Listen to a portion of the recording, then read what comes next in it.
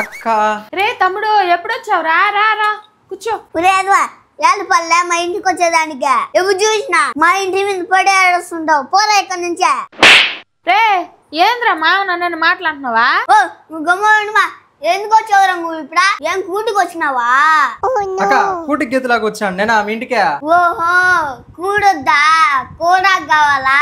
అక్కడ pass pin కూర రాకుండా గానే ఎత్తుకొని పోయి నీ మొహాన్ని కొట్టుకో. అక్క ఏందక్క ఇన్సల్టింగ్ గా నన్ను వెళ్ళిపోమంటావా? వెళ్ళిపోమనేరా చెప్పింది.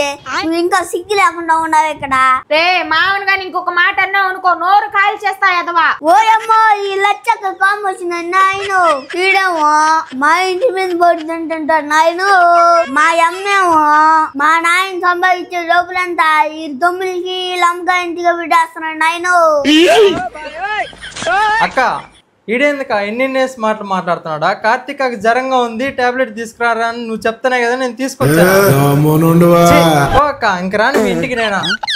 రే తమ్ముడు రే తమ్ముడు రే తమ్ముడు రే నిన్ను గమ్మమ్మా ఓడెప్పుడు నువ్వు టాబ్లెట్ అమ్మాయింది. ఓడెప్పుడు వచ్చినాడా? ఆడ ఓడి పెరుంబాకు ప్యాక్ తో కూర్చోనా పెరిగి మాటలు మాట్లాడతా ఇప్పుడు వచ్చినాడు. అందుకు కదా వాడిని తిట్టింది.